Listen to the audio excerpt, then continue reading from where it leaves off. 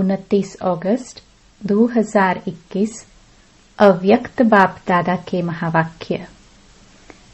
Original date 12 मार्च 1988।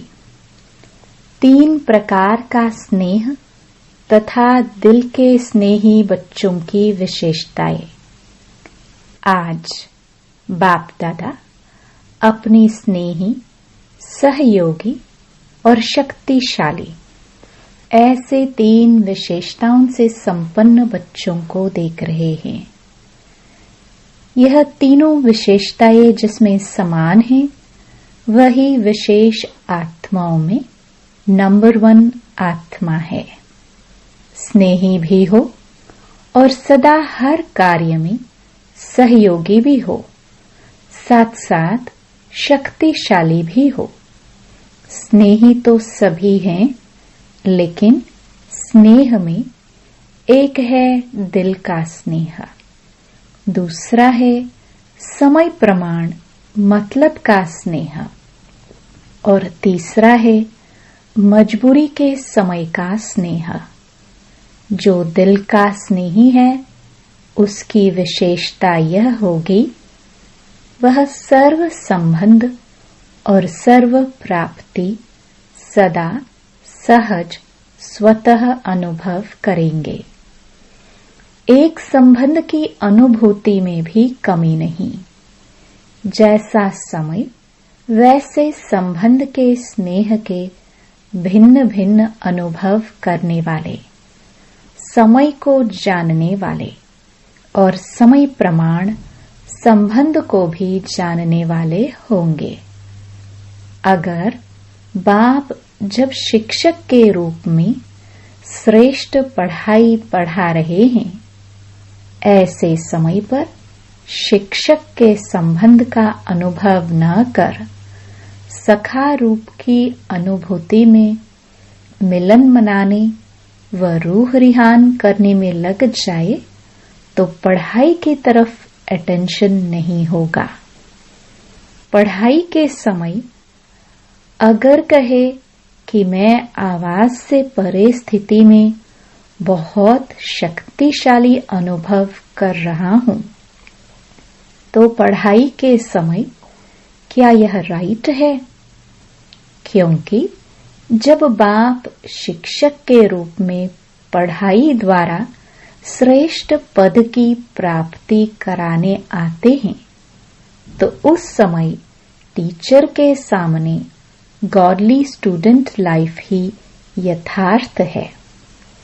इसको कहा जाता है समय की पहचान प्रमाण, संबंध की पहचान और संबंध प्रमाण स्नेह के प्राप्ति की अनुभूति। यही बुद्धि को एक्सरसाइज कराओ। जो जैसा चाहे, जिस समय चाहे, वैसे स्वरूप और स्थिति में स्थित हो सके। जैसे कोई शरीर में भारी है, बोझ है, तो अपने शरीर को सहज जैसे चाहे वैसे मोल्ड नहीं कर सकेंगे। ऐसे ही अगर मोटी बुद्धि है, अर्थात किसी न किसी प्रकार का व्यर्थ बोझ व व्यर्थ खिचड़ा बुद्धि में भरा हुआ है, कोई न कोई अशुद्धि है, तो ऐसी बुद्धि वाला जिस समय चाहे वैसे बुद्धि को मोल्ड नहीं कर सकेगा। इसलिए बहुत स्वच्छ, महीन अर्थात अति सूक्ष्म बुद्धि, दिव्य बुद्धि, बेहद की बुद्धि, विशाल बुद्धि चाहिए। ऐसी बुद्धि वाले ही सर्व संबंध का अनुभव जिस समय जैसा संबंध वैसे समय के स्वरूप का अनुभव कर सकेंगे। तो स्नेही सभी हैं, लेकिन सर्व संबंध का स्नेह समय प्रमाण अनुभव करने वाले सदा ही इसी अनुभव में इतने बिजी रहते, हर संबंध के भिन्न भिन्न प्राप्तियों में इतना लवलीन रहते, मग्न रहते, जो किसी भी प्रकार का विघ्न अपने तरफ झुका नहीं सकता है। इसलिए स्वतः ही सहज योगी स्थिति का अनुभव करते हैं। इसको कहा जाता है नंबर 1 यथार्थ स्नेही आत्मा। स्नेह के कारण ऐसी आत्मा को समय पर बाप द्वारा हर कार्य में स्वतः ही सहयोग की प्राप्ति होती रहती है। स्नेह अखंड, अटल, अचल, अविनाशी अनुभव होता है। समझा? यह है नंबरवार स्नेही की विशेषता। दूसरे तीसरे का वर्णन करने की तो आवश्यकता ही नहीं, क्योंकि सब अच्छी तरह से जानते हो। तो बाप दादा ऐसे स्नेही बच्चों को देख रहे थे। आदि से अब तक स्नेह एक रस रहा है। वह समय प्रमाण, समस्या प्रमाण व ब्राह्मण आत्माओं के संपर्क प्रमाण बदलता रहता है। इसमें भी फर्क पड़ जाता है ना। आज स्नेह का सुनाया, फिर सहयोग और शक्तिशाली तीनों विशेषता वाली आत्मा का महत्व सुनाएंगे। तीनों ही जरूरी है। आप सब तो ऐसे स्नेही हो ना। प्रैक्टिस है ना। जब जहां बुद्धि को स्थित करने चाहो ऐसे कर सकते हो ना। कंट्रोलिंग पावर है ना। रूलिंग पावर तब आती है जब पहले कंट्रोलिंग पावर हो, और जो स्वयं को ही कंट्रोल नहीं कर सकता वह राज्य को क्या कंट्रोल करेगा। इसलिए स्वयं को कंट्रोल में चलाने की शक्ति का अभ्यास अभी से चाहिए, तब ही राज्य अधिकारी बनेंगे। समझा? आज तो मिलने वालों की कोटा पूरी करनी है। देखो, संगम युग पर कितना भी संख्या के बंधन में बांधे, लेकिन बंध सकते हो। संख्या से ज्यादा आ जाते हैं। इसलिए समय को, संख्या को और जिस शरीर का आधार लेते हैं उसको देख उसी विधि से चलना पड़ता है। वतन में यह सब देखना नहीं पड़ता, क्योंकि सूक्ष्म शरीर की गति स्थूल शरीर से बहुत तीव्र है। एक तरफ साकार शरीरधारी, दूसरे तरफ फरिश्ता स्वरूप। दोनों के चलने में कितना अंतर होगा। फरिश्ता कितने में पहुंचेगा और साकार शरीरधारी कितने में पहुंचेगा। बहुत अंतर है। ब्रह्मा बाप भी सूक्ष्म शरीरधारी बन कितनी तीव्र गति से चारों ओर सेवा कर रहे हैं। वही ब्रह्मा साकार शरीरधारी रहे और अब सूक्ष्म शरीरधारी बन कितना तीव्र गति से आगे बढ़ और बढ़ा रहे हैं। यह तो अनुभव कर रहे हो ना। सूक्ष्म शरीर की गति इस दुनिया में सबसे तीव्र गति के साधनों से तेज है। एक ही सेकंड में उसी समय अनेकों को अनुभव करा सकते हैं। जो सब कहेंगे कि हमने इस समय बाप को देखा या बाप से मिले, हर एक समझेगा कि मैंने रूह रिहान की, मैंने मिलन मनाया, मेरे को मदद मिली, क्योंकि तीव्र गति के कारण एक ही समय पर हर एक को ऐसा अनुभव होता है जैसे मैंने किया। तो फरिश्ता जीवन बंधन मुक्त जीवन है। भल सेवा का बंधन है, लेकिन इतना फास्ट गति है जो जितना भी करे उतना करते हुए भी सदा फ्री है। जितना ही प्यारा उतना ही न्यारा। कराते सबसे हैं, लेकिन कराते हुए भी अशरीरी फरिश्ता होने के कारण सदा ही स्वतंत्रता की स्थिति का अनुभव होता है, क्योंकि शरीर और कर्म के अधीन नहीं है।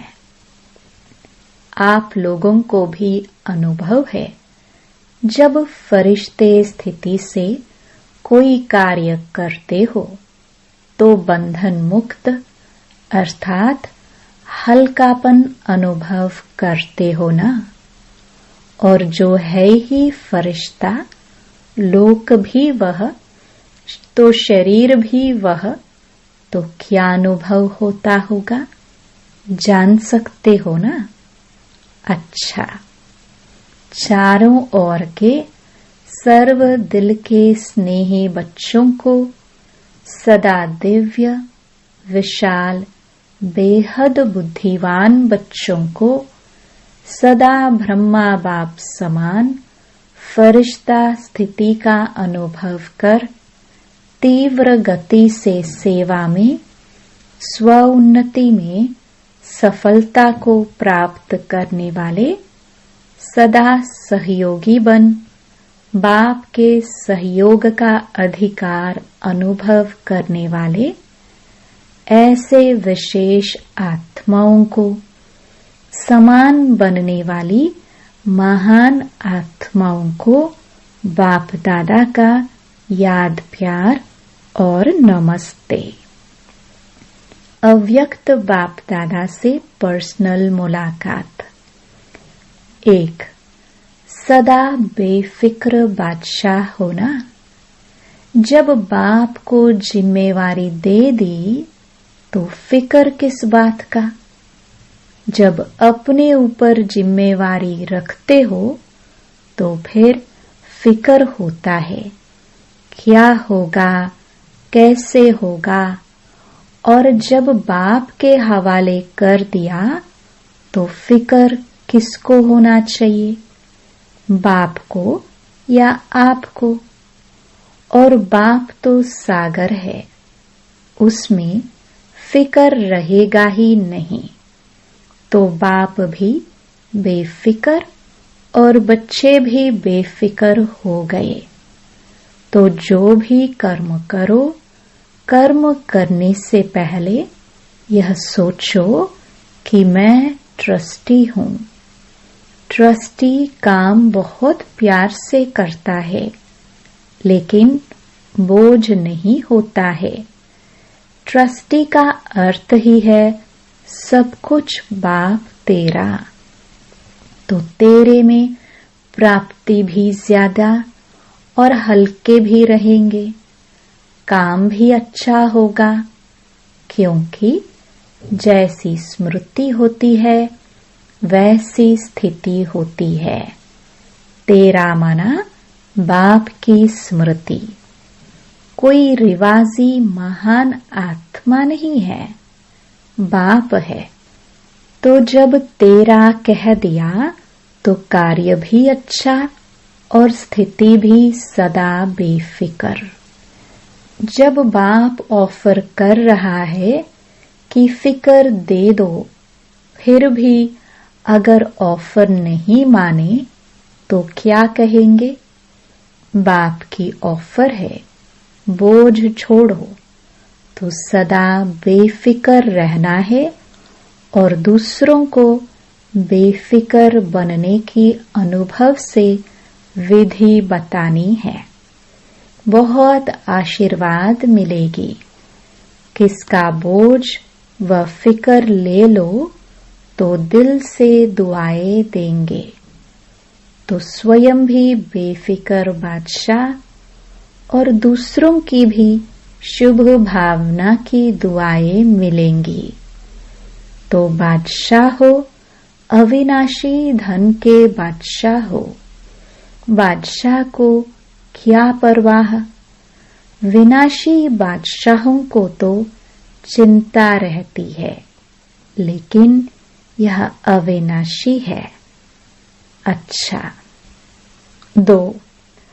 अविनाशी सुख और अल्पकाल का सुख, दोनों के अनुभवी होना। अल्पकाल का सुख है स्थूल साधनों का सुख, और अविनाशी सुख है ईश्वरीय सुख।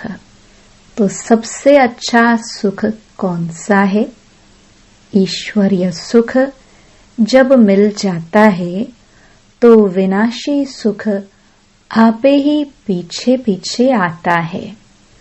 जैसे कोई धूप में चलता है तो उसके पीछे परछाई आपे ही आती है, और अगर कोई परछाई के पीछे जाए तो कुछ नहीं मिलेगा। तो जो ईश्वरीय सुख के तरफ जाता है उसके पीछे अल्पकाल का सुख स्वतः ही परछाई की तरह आता रहेगा। मेहनत नहीं करनी पड़ेगी। जैसे कहते हैं, जहाँ परमार्थ होता है वहाँ व्यवहार स्वतः सिद्ध हो जाता है। ऐसे ईश्वरीय सुख है परमार्थ, और विनाशी सुख है व्यवहार। तो परमार्थ के आगे व्यवहार आपे ही आता है। तो सदा इसी अनुभव में रहना जिससे दोनों मिल जाए, नहीं तो एक मिलेगा और वह भी विनाशी होगा। कभी मिलेगा, कभी नहीं मिलेगा, क्योंकि चीज ही विनाशी है, उससे मिलेगा ही क्या। जब ईश्वरीय सुख मिल जाता है तो सदा सुखी बन जाते हैं। दुख का नाम निशान नहीं रहता। ईश्वरीय सुख मिला माना सब कुछ मिला, कोई अप्राप्ति नहीं रहती।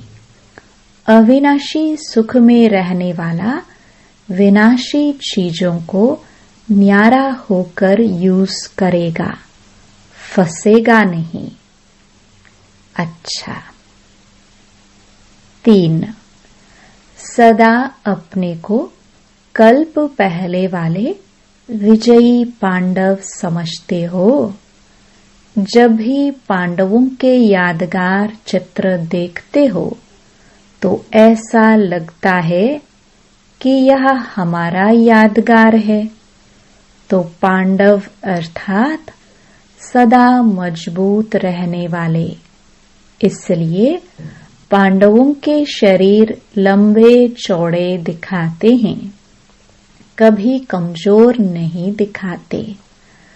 आत्मा बहादुर है, शक्तिशाली है, उसके बदले में शरीर शक्तिशाली दिखाए हैं। पांडवों की विजय प्रसिद्ध है। कौरव आक्षोणी होते भी हार गए और पांडव 5 होते भी जीत गए। क्यों विजयी बने? क्योंकि पांडवों के साथ बाप है। पांडव शक्तिशाली हैं, आध्यात्मिक शक्ति है, इसलिए आक्षोणी कौरवों की शक्ति उनके आगे कुछ भी नहीं है। ऐसे होना, कोई भी सामने आए, माया किस भी रूप में आए, तो भी वह हार खाकर जाए, जीत न सके। इसको कहते हैं विजयी पांडव। माताएं भी पांडव सेना में हो ना, या घर में रहने वाली हो। जो कमजोर होता है वह घर में छिपता है, बहादुर मैदान में आता है। तो कहाँ रहती हो, मैदान में या घर में? तो सदा इसी नशे में आगे बढ़ते रहो कि हम पांडव सेना के विजयी पांडव हैं। 4. अपने को बेहद के निमित्त सेवाधारी समझते हो। बेहद के सेवाधारी अर्थात किसी भी मैंपन के व मेरेपन की हद में आने वाले नहीं। बेहद में न मैं है न मेरा है, सब बाप का है। मैं भी बाप का तो सेवा भी बाप की। इसको कहते हैं बेहद सेवा। ऐसे बेहद के सेवाधारी हो या हद में आ जाते हो। बेहद के सेवाधारी बेहद का राज्य प्राप्त करते हैं। सदा बेहद बाप, बेहद सेवा और बेहद राज्य भाग्य। यही स्मृति में रखो तो बेहद की खुशी रहेगी। हद में खुशी गायब हो जाती है, बेहद में सदा खुशी रहेगी। अच्छा, विदाई के समय अभी तो सेवा के प्लान बहुत अच्छे बनाए हैं। सेवा भी वास्तव में उन्नति का साधन है। अगर सेवा को सेवा की रीति से करे तो सेवा लिफ्ट देती है आगे बढ़ाने की। सिर्फ प्लेन बुद्धि बनकर प्लान बनाए, जरा भी कुछ यहाँ वहाँ का मिक्स न हो। जैसे कोई बढ़िया चीज बनाकर रखो और यहाँ वहाँ की हवा से कुछ खिचड़ा पड़ जाए तो क्या हो जाएगा? तो संभाल कर रखते हैं ना, तो यहाँ वहाँ का कुछ भी मिक्स नहीं हो जाए। ऐसे सेवा के प्लान अच्छे बनाते हैं। सेवा में मेहनत नहीं लगती, खुशी होती है क्योंकि लगन से करते हैं। उमंग उत्साह भी अच्छा रखते हैं। बाप दादा सेवा का उमंग देख करके खुश भी होते हैं। सिर्फ मिक्स न हो तो जितने समय में सेवा हुई है उससे 4 गुना हो सकती है। प्लेन बुद्धि फास्ट गति की सेवा को प्रत्यक्ष दिखाएगी। अभी फिर भी सोचना पड़ता है ना कि यह करे, यह न करे, यह तो नहीं होगा, वह तो नहीं होगा। लेकिन सब एक बुद्धि हो जाए। जिसने किया वह अच्छा, जो किया वह अच्छा। यह पाठ पक्का हो जाए तो तीव्र गति की सेवा आरंभ हो जाए। वैसे पहले से सेवा की गति तीव्र हो रही है, बढ़ रही है, सफलता भी मिल रही है। लेकिन अभी के हिसाब से विश्व की आत्माओं को संदेश देने के हिसाब से तो सभी कोने तक पहुंचे हैं।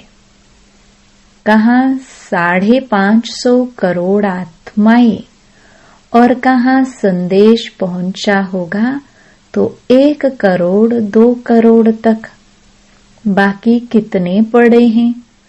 हाँ, यह राजधानी के नजदीक वाले पहुंच गए हैं, लेकिन चाहिए तो सब। वर्षा तो सबको देना है, चाहे मुक्ति दो चाहे जीवन मुक्ति दो, लेकिन देना तो सबको है। एक भी बाप का बच्चा वंचित तो नहीं रह जाए। कैसे भी बाप के वर्षे के अधिकारी तो बनना ही है। चाहे किसी भी विधि से संदेश सुने, इसके लिए चाहिए तीव्र गति। यह भी समय आ रहा है, होती जाएगी। अभी धीरे धीरे सभी धर्म वाले अपने बातों में मोल्ड हो रहे हैं। पहले कट्टर रहते थे, अभी मोल्ड हो रहे हैं। चाहे क्रिश्चियन है चाहे मुस्लिम है, लेकिन भारत की फिलॉसफी को अंदर से रिगार्ड देते हैं, क्योंकि भारत की फिलॉसफी में सब प्रकार की रमणीकता है। ऐसे और धर्मों में नहीं है। कहानियों की रीति से, ड्रामा की रीति से भारत की फिलॉसफी का जिस प्रकार से वर्णन करते हैं, वैसे और धर्मों में कहाँ भी नहीं है। इसलिए जो एकदम कट्टर रहे हैं, वह भी अंदर अंदर समझते हैं कि भारत की फिलॉसफी, उसमें भी आदि सनातन फिलॉसफी कम नहीं है। वह भी दिन आ जाएंगे जब सब कहेंगे कि अगर फिलॉसफी है तो आदि सनातन धर्म की है। हिंदू शब्द से बिगड़ते हैं, लेकिन आदि सनातन धर्म को रिगार्ड देंगे। गॉड एक है तो धर्म भी एक है। हम सबका धर्म भी एक है। यह धीरे धीरे आत्मा के धर्म की तरफ आकर्षित होते जाएंगे। अच्छा, वरदान। मनन शक्ति द्वारा वेस्ट के वेट को समाप्त करने वाले सदा शक्तिशाली भव। आत्मा पर वेस्ट का ही वेट है। वेस्ट संकल्प, वेस्ट वाणी, वेस्ट कर्म, इसमें आत्मा भारी हो जाती है। अब इस वेट को खत्म करो। इस वेट को समाप्त करने के लिए सदा सेवा में बिजी रहो। मनन शक्ति को बढ़ाओ।